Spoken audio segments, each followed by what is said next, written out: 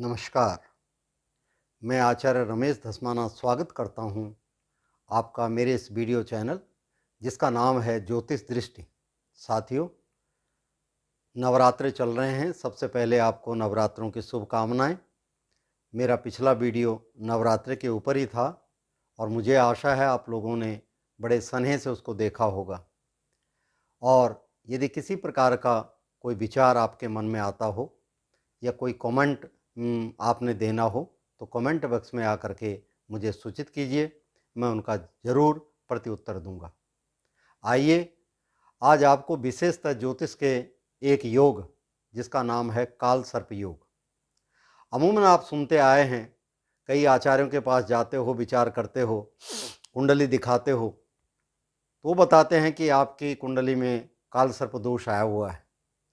ये सबसे पहले काल सर्प दोष होता क्या है?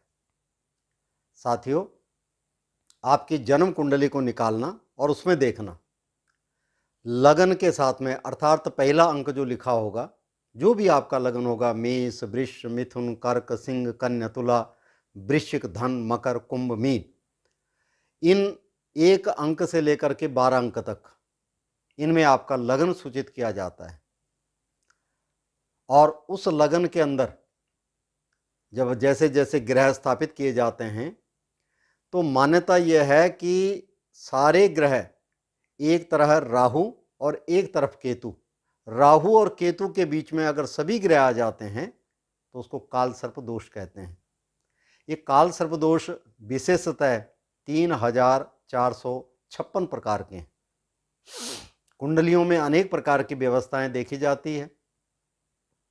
काल सर्प दोष अगर आपको आचार्य जी ने बताया, आप अपने आप भी इसकी परीक्षा कर सकते हो। काल सर्प दोष में कई प्रकार के कष्ट होते हैं, उन कष्टों का आपके जीवन में आपको अनुभव होता रहता है। मान लिया जाए आप कोई कार्य बड़ी सरलता से कर रहे हो लेकिन वह कार्य आपका सफल नहीं हो पा रहा है। आप मन मुताबिक पढ़ाई करते हो लेकिन आपको अच्छे नंबर नहीं मिल पाते हैं। और अपने व्यापार में आप तन मन धन से कार्य करते हैं लेकिन जो सफलता आपको चाहिए वो सफलता नहीं मिल पाती। तब आप विचार करते हो और किसी योग्य ज्योतिषाचार्य के पास जाकर के, ब्राह्मण के पास जाकर के अपनी कुंडली दिखाते हो और पूछते हो। उस कुंडली में कई बार काल सर्प दोष आ जाता है। अब वो काल सर्प दोष मैंने पहले बताया कि सभी ग्रह राहु और केतु के बीच में आ जाएं तो काल सर्प दोष कहलाता है। इसको दूसरे ढंग से हम सोचते हैं। मान लिया जाए एक पाइप है, उस पाइप को दोनों तरफ से बंद कर लो, उसके अंदर हीरे मोती जवाहरात भरे हुए। अब किसी को पता नहीं कि उसके अंदर हीरे मोती जवाहरात भरे हुए हैं। एक योग्य व्यक्ति आया, उसने उसको निकाला और उसके जो ढक्कन है खोल दिए और जैसे ढक्कन खोले उसके अंदर से हीरे मोती जवाहरात बाहर निकल आए। उसने उनका प्रयोग किया और लाभान्वित हो गया। उसी प्रकार से आपकी कुंडली में भी वह राहु केतु आपके ग्रहों को ग्रसित कर रहे हैं।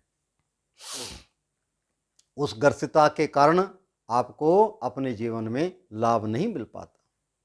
तब उसके उपाय करने चाहिए।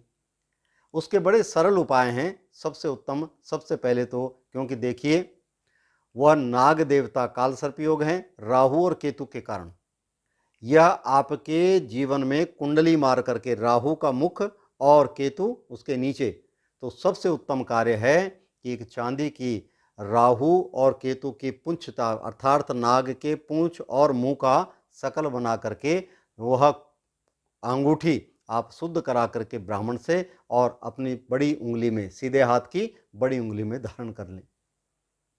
दूसरा, जब भी आपका जन्म दिवस आता है, एक नारियल अपने सिर से बार करके रात्रि को सोने से पहले, अगले दिन आपका जन्मदिन है तो रात को सोने से पहले अपने सिरहाने के नीचे रख लीजिए।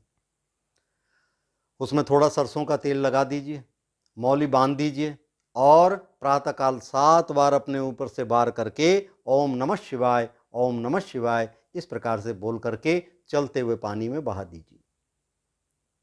और उपाय हैं, एक नारियल खोपा ले लीजिए, जब भी आपका जन्मदिन होता है उसमें उसको ऊपर से काट करके उसके अंदर पंजीरी, तिल, जौ, शक्कर और 1 चम्मच घी मिलाकर के बंद करके किसी ऐसी जगह पे दबा दीजिए जहाँ पर चींटियाँ, कीड़े मकोड़े होते हैं, तो आपके राहु दोष, जो राहु काल सर्प योग का दोष है, वो धीरे धीरे शांत होता चला जाएगा।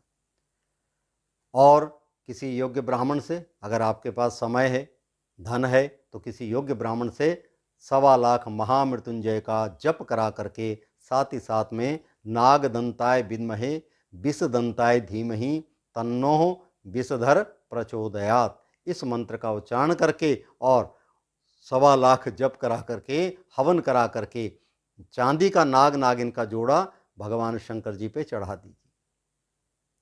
अगर और हो सकता है तो भगवान शंकर जी के शिवलिंग में तांबे का जो शिवलिंग नाग रहता है, वह चढ़ा दीजिए। हर नाग पंचमी कम से कम 5 वर्ष तक इस प्रकार से कर्म करने से सने सने आपका काल सर्प दोष दूर हो जाता है और जीवन में आप तरक्की करने लग जाते हैं। और भी छोटे छोटे उपाय हैं, कैसे बुधवार के दिन गौशाला में जा कर के और आटे के छोटे छोटे नाग नागिन बना करके, अर्थात आटे को थोड़ा गर्म कर लीजिए उसे, और तत्पश्चात उसको एक घास की टोकरी में डाल करके और गौ माता को खिला दीजिए। ऐसे सूक्ष्म उपाय करने से आपके कुंडली में जो काल सर्प दोष है वह दूर हो जाएगा और आपको तरक्की उन्नति प्राप्त होनी शुरू हो जाएगी। इस प्रकार से कर्म करने से निश्चय ही आपकी कुंडली का काल सर्प दोष दूर होकर के आपको लाभान्वित करेगा। अधिक क्या कहें, आप मेरे इस वीडियो को अधिक से अधिक अपने मित्रों में, अपने नियर डियर जो भी हैं उनको, उनके साथ में शेयर करें, उनसे लाइक करवाएं, और ताकि यह ज्ञान की चर्चा बढ़ती रहे, लोगों को प्राप्त होता रहे, और मुझे भी आप संपर्क करें तो अति उत्तम होगा। मैं आपकी सभी शंकाओं का समाधान करने की कोशिश करूंगा। तब तक के लिए धन्यवाद, नमस्कार।